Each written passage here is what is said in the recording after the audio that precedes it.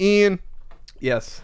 I'm excited, Ian, about a console platform on the way that's going to encourage family-friendly playing, all in the same room, with unique controllers. So there's a Kickstarter up for what's being called Joyscube interactive gaming system with hybrid cube consoles. Rolls off the tongue. Yep. So what these are, and they may look familiar, and I'll get into that in a second, is they are 3 cubes that have color LCD screens. With a base unit. With like a base unit that sits there. You can use anywhere from 3 up to 12 of these cubes. And the cubes have the screen, motion, and clickability. And and touch sensitivity. And they're being billed as a unique way to play games. Something similar to like a board game and a video game combined. Because you can pair them up together. There's tactile feel. You can touch the cubes together to make a continuous path or to change up something in the game that you're playing. I believe we might have actually covered this, because this would have been 2014. We may have actually covered this. Really? There was a product that was coming out called Siftio, and it was largely the same thing. If we didn't cover it, I remember looking at it myself. Siftio cubes, or I'm looking it up. And it was essentially the same thing. It was a cube, these cubes with screens based gaming system where there were all sorts of different games you could play, and it all relied around you being able to touch the cubes to each other on all different sides to change up the board or the nature of what's happening with the game. Wow, they first showed them at 2011 at CES. Okay. These ones, though, unlike the original Siftio ones, as far as I can remember, they also show being synced up to various consoles like the Switch. And I mean, I'm pretty sure you can do it with computer via Bluetooth. Sure. And it shows them being used as like just simple controllers. Sure, because it has the motion tilting shift, so you can hold 2 and do different things with them. Right. Click on them. It showed people playing with like erector sets and using them to make like motion control controllers for Mario Kart. It showed someone playing Street Fighter and like punching with it. Yeah, which like a power, which is cute if it works. Yeah, it's neat. I have to be honest with you. I don't see anyone really making use of these as controllers.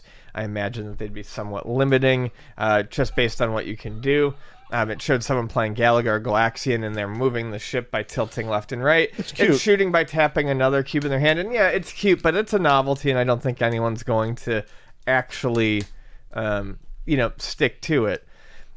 The game stuff, though, that's unique. It's an interesting way to look at maybe playing a different type of tabletop game. The mixture of electronic stuff and tabletop gaming has always been neat to me. I've always found that kind of appealing, although I don't think any of that stuff ever takes off. I don't know. My last thing is, I'm not sure what the prospects are here. They funded it. They only asked for $10,000 because it existed. Like you said, it was Siftio. Yes, that's my thing. I think they have a lot of technology to work with, and I think this is more of we're baiting interest. To see if we can build it up. Yeah, to see if we can build it up. This stuff's not particularly cheap, though. So it costs, let's see, to get the main pack, let's see, what does that convert into US? It's in Hong Kong dollars. So the super early bird, $121 for one set of Joy Cubes, and you get the system. Is one set 2? One set is 3 cubes. Okay. Three cubes in the central unit. And the main system. Okay. 121, that's on super early bird from 189. So that's not so bad if you're interested, but they do progressively get more expensive from there. They seem to imply that 3 cubes is all you really need to get going or get started, but you can do, there's packages with 6. There's a package with 12, I think, as well, which gets kind of crazy. 2 main systems. I'm not sure why you need 2 main systems. I don't know. The Kickstarter video doesn't really. It shows games, but it doesn't touch. This is what I'm going to say about this. It's confusing to me whether this is just a tech demo for something that could happen, or is this actually a platform that could exist right now? Because it says like, okay, Bluetooth connectivity, possibility to develop new gamepad control programs through SDK, higher quality LCD screens and speaker, I guess versus the Siftio, which existed 7-8 years ago. Average running time up to 6 hours. Redesign around the edges for control experience. So it's interesting that they're calling this like a system, but to me it's not a system yet, because you need to have all the nice little programs for it to play. Well, they have those. I think they still have a bunch from when it was Siftio. There's stuff there, but they didn't show a whole lot of it, which was odd. It's a strange video.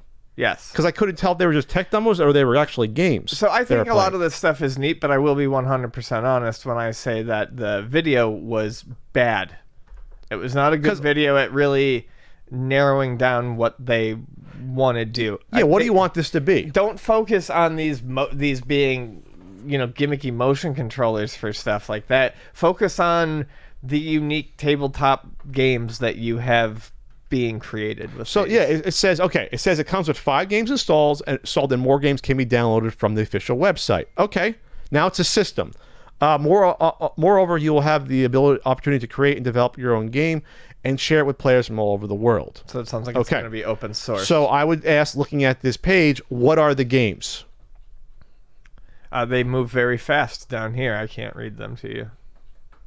Like, what are the actual games? Give me a list. Give me gameplay of each of them and how the unique system, makes it, a particular experience that you can only get with the Joyscube. And I don't see that easily here. Well, portable gaming platform down here, it's showing you how it connects. I mean, it's right here. Like, for instance, the puzzle game where you connect the positive ends to each other by touching the blocks and they disappear. Okay, that's on the demonstration. The production sample? They just go down to where it says portable gaming platform. Portable gaming platform. It's just a quick animated GIF. Portable gaming. No, it's a headline. So, I mean, if right underneath the video. Okay. Keep going. Oh, I see that. But, okay, is that actually one of the games? Yes. Okay, well, then show me that game being played more than for 2 seconds. No, I That's agree. what I mean. Yes. Because to me, that could be a tech demo. I don't know I'm trying to help with the marketing. I don't know that's the actual game or not. Yeah, those are games. Okay. What are the other 4? They show, that's Bust a Move. That's it. They show this 3D shooter game where the guys were in VR. Is that one of the games? Yep, I would imagine. You would imagine. Okay. Code Cracker, something, llama game. There's a rock, paper, scissors game, which is cute. I think it's actually really cute. Is that one of the games? Okay. And it's showing more Bliss Bomb. Island Hoppin' Pirates. Is that going to be one of the games? So I was confused about if these are all developed. There's a Ninja Turtles one. So no, I don't think these are all developed just for the system in mind. These are the ones that are just going to be compatible with it, that they figured out. I can't imagine a Ninja Turtles games being on board for a system this small. They went out to get a Ninja Turtles game made. I can't see what that Ninja Turtles game is. You see that? Ninja Slice? What is that? Is that an existing game? I have a feeling it's probably... I mean, that's the problem with the video. The controller stuff is separate. These are all going to be games that make use of those screens on tabletop. Oh, Final Slice. That's a game that exists. Here's more down here. Demonstration. I can play it on my browser. Okay. See, that's what I mean. It's murky as a marketing campaign, because they are, to me, conflating slightly games that are going to be on the system that they develop versus the list I see here of games that pre-exist. To me, it's confusing to me. Here's some good examples of stuff. Okay, so those are the games you get. Okay. Like that, so there's that. So what they should say is that in the video, these are the games you get, and show you the games. I like the spelling one. Okay. Yeah, so there's unique things going on here. Cool. All right. I'm trying to help you with your marketing campaign, Joyscube. So this was a 3D robotics. They bought Siftio, right? Yes. And then it laid on the wayside for years, and now they're bringing it back. Or this company is. That's what it seems like. So that's a good idea. Okay. Cool. Yeah, it looks kind of neat. I think it'd be worth getting. I think that it's a little pricey. At what was it, 130 early rate? 190?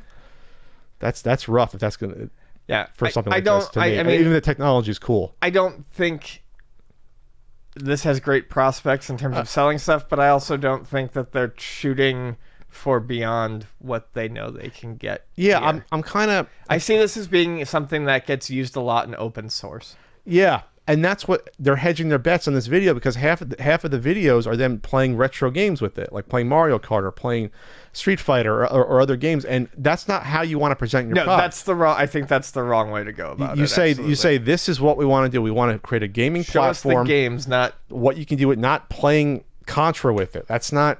I'm not going to spend $190 to play Contra in a cool little way with little cubes. I'm just not. Most people won't. They want to think of different ideas to do it. That's my chair. Yes, it is. You know what I'm saying? So I know what you're saying. Let's see. And then looking at the CPU, that they have the storage 16 meg flash memory. Probably, I guess you can expand that. You're going to have to, I guess. Micro USB. Okay, USB connection. Yeah, how big would these games be, I wonder? Now I think about it. They're really simple. They wouldn't be that big. Probably. They'd be like app games, basically. Yeah. Okay. All right. Two AAA batteries. And a 1-watt dynamic speaker. Oh, cool. So the bass can talk to you when you're playing games. That's neat. So it's tilt, flip, shake, neighbor, and press for the little guys. The little guys have 4 meg flash storage. There's a lot in there, 4 meg. It's like three and a halfs there. 2 grainy, naughty JPEGs. 2 grainy? No, a grainy, naughty JPEG would be like probably 200 kilobytes. Yeah, 100 kilobytes. You're right. You can get a few. Remember they would scroll like layer by layer on your screen, like in a news group or. It's like, all right, I can see a person forming. Yep. Woo! And this a nudie girl. All right, sorry, we're getting off topic here. All right, so it'd be interesting to see what comes of a project like this. Like I said, this could be just getting interest. It's a project we love from Kickstarter, but it's not really on fire. There's 11 days left. There's only 98 backers on this, but they don't need the money, so I don't know what they're going for. Maybe it's just a future play at developing the platform, I guess. Yeah, like I said, just showing. Hey, there's some interest remember here. Us from 8 years ago? We're back. Okay, you're still interested to the tune of 10,000? We'll package these and ship them. Yeah. Okay. we got them. We got the parts laying around. Might as well recoup some investment on this.